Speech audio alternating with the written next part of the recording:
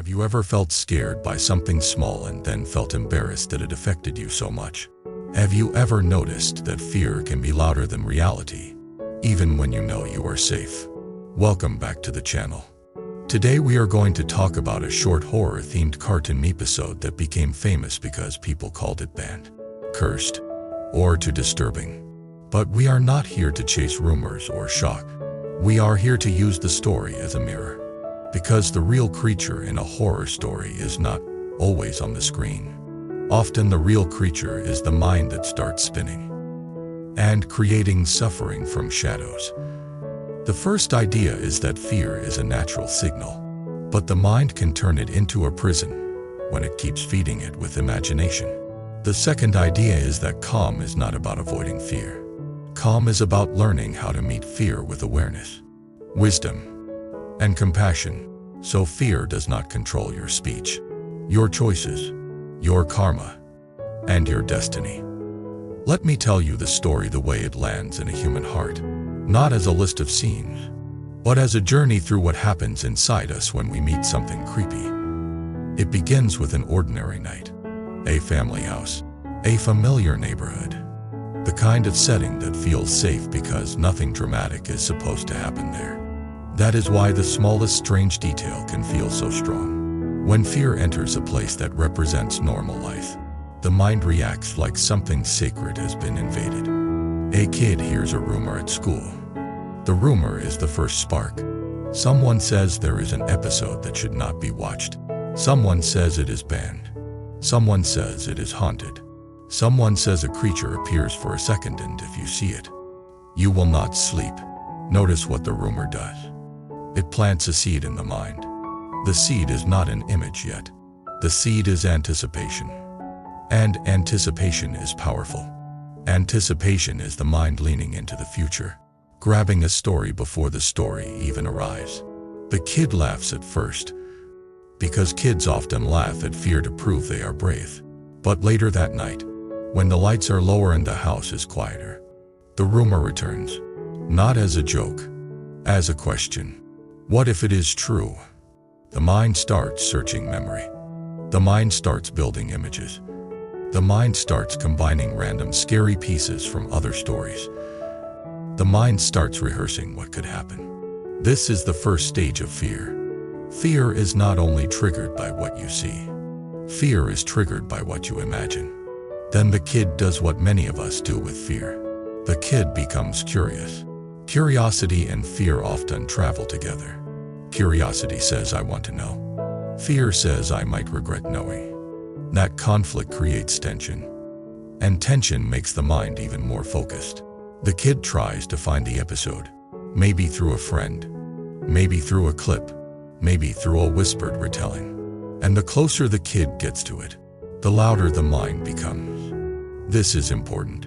Most of the suffering is created before the scary moment even happens. The mind is already pouring fuel onto a fire that has not started yet. Eventually the kid sees the clip. It is short. Maybe the image is strange. Maybe the creature looks wrong in a way that feels uncanny. Maybe the sound is off. Maybe the timing makes it jump out unexpectedly. The kid feels the body react. Heart rate up, breath tight, muscles tense, a wave of cold in the stomach. That body reaction is normal. The body is designed to respond to threat quickly. You do not need to shame yourself for that. The body does not know the difference between a real threat and a symbolic threat in the first second. It reacts first. Then, the mind explains later. But here is where the mind makes its choice. The mind can say, that was creepy, and then return to the present.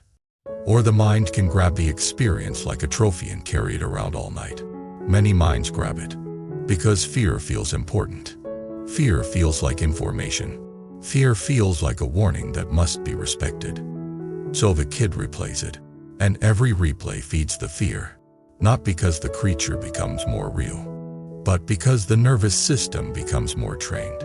The mind learns the pattern. The body learns the pattern. The next time the thought appears, the body reacts faster. This is karma in the simplest form.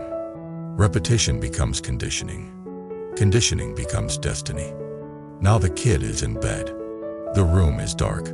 The house makes ordinary sounds. A small creak.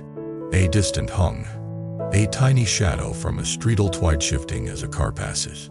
Normally these sounds are nothing. But now the mind is primed. The mind is in scanning mode. Scanning mode is exhausting. It is like living with a guard inside your head who never clocks out.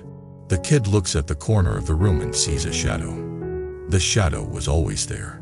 But tonight it feels different, because the mind labels it as possible danger. The kid pulls the blanket up, and the mind says, "What if it is there?" Now the horror story has moved from screen to mind. That is the real transition. It is not the creature that is dangerous. It is the mind turning uncertainty into a monster. The kid tries to sleep. The mind keeps showing the image again. The kid tries to distract. The mind says, "Do not forget." The kid tries to be brave. The mind says, "What if bravery is stupid?" At some point the kid goes to the kitchen for water. The lights are on. The world feels normal again. The kid feels relief. Then the kid returns to the bedroom and the lights are off and the fear returns. Why does that happen? Because fear is not only about the object. Fear is also about the inner state. In the kitchen, the body is calmer. In the bedroom, the body is tense. The mind reads the tension as proof there must be danger. This is a loop. Then something else happens. The kid starts thinking about the word band. Band implies authority. It implies hidden truth. It implies danger that adults want to hide. Band makes the mind crave the story more, because the mind believes hidden equals powerful. This is how myths spread, not by evidence, but by the emotional flavor of secrecy. The kid starts imagining that the creature is not only in the clip. The kid imagines it can travel through screens. The kid imagines it can appear in dreams.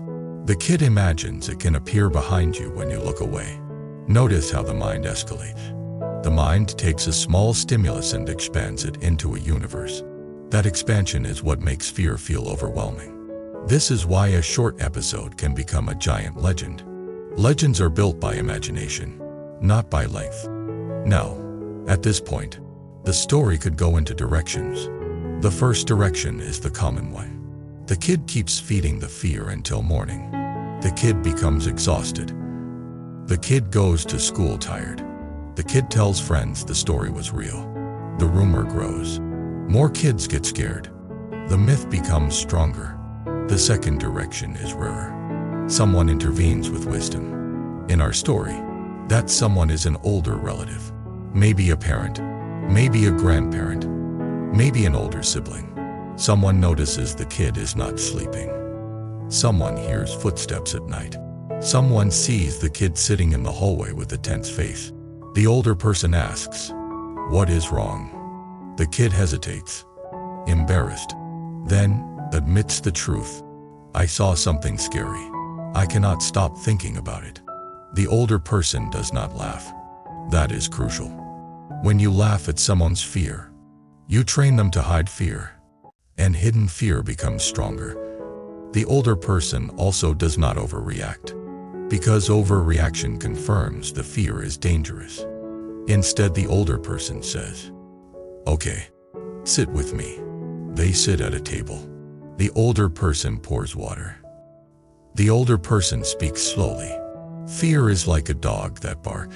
The dog barks to protect you, but sometimes the dog barks at shadows. If you scream back at the dog barks louder. If you feed the dog every time it barks, the dog learns barking gets rewards. If you gently calm the dog and show it what is real, the dog learns to rest.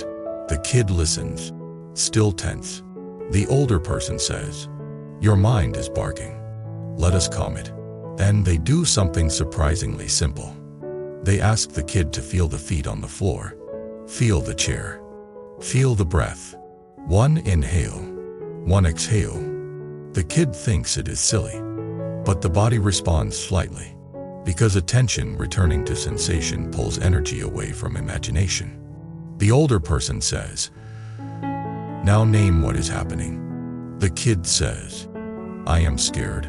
The older person says, Good. Fear is here. Fear is not you. Fear is an experience. You can hold it.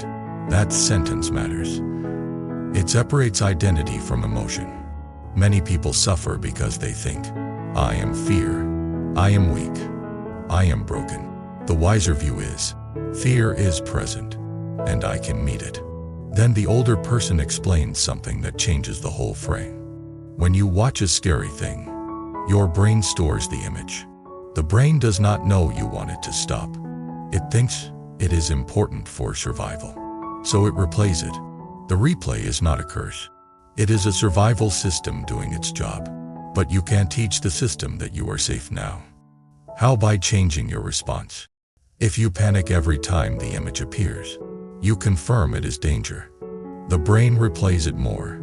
If you notice the image and say, thinking, then return to breath. You teach the brain it is not urgent. Over time it fades. The kid asks, will it stop? The older person says, yes, not instantly, but it will. The mind is trainable. This is the deeper lesson behind horror stories. They reveal how trainable the mind is. If the mind can be trained into fear, it can be trained into calm. Then the older person adds compassion. They tell the kid, you do not need to be ashamed. Many people feel scared by images. Fear is part of being alive. The goal is not to never feel fear. The goal is to become wise with fear. They ask the kid to do one more thing. Imagine the creature is small. Not to mock it, but to reduce the mind's exaggeration. Give it a silly name. See it as a cartoon again, not as a cosmic threat. This works because the mind often makes fear huge. When you gently shrink the image, the nervous system relaxes. The kid starts smiling a little, reluctantly. Then the older person says something even deeper. The real creature is the mind that clings. When your mind clings to an image, it suffers. When your mind clings to a story, it suffers. When your mind clings to control, it suffers. So the practice is letting go. Letting go does not mean forgetting. It means not feeding. The kid asks, how do I not feed it? The older person says, the next time the image appears, do this. Say, I see you. Breathe once. Feel your body. Look around the room and name 3 real things you can see. Then return to sleep.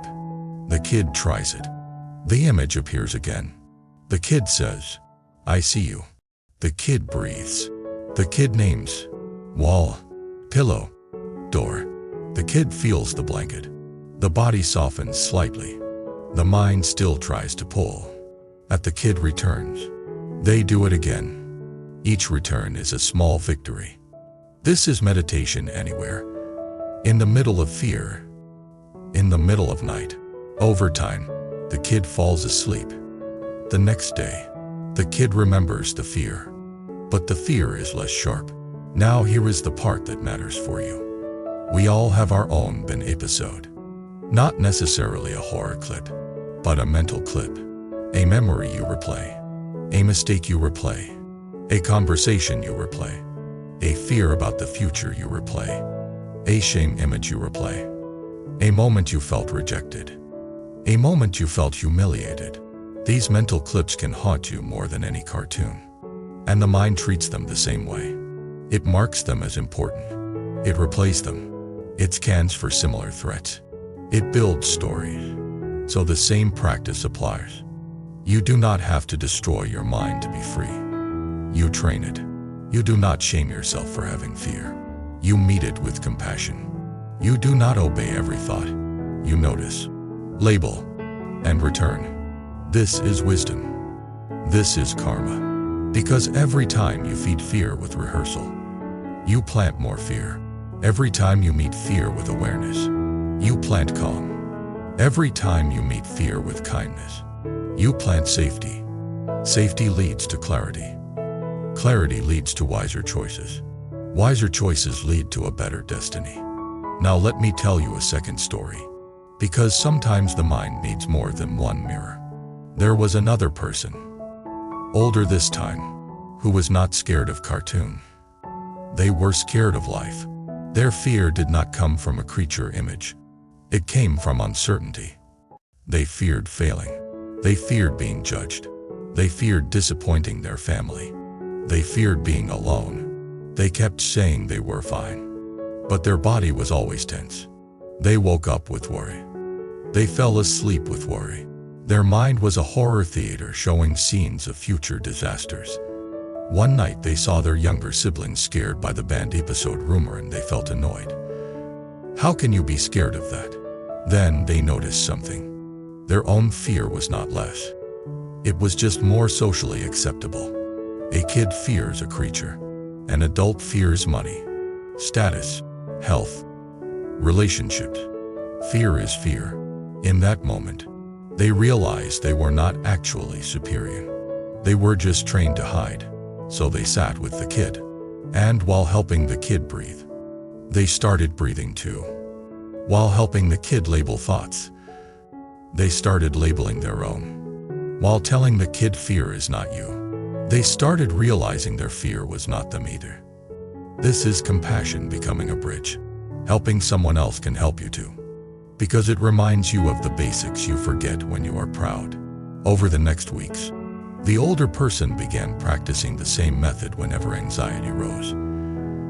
Feel the body. One breath. Name the thought. Return. And slowly, their inner horror theater became less loud. Not because life became perfect, but because they stopped feeding the worst movie in their head all day. That is the true gift of these stories. Even a silly rumor can become a doorway into practice. Now let me share a personal style reflection to close. Fear often carries a hidden lesson.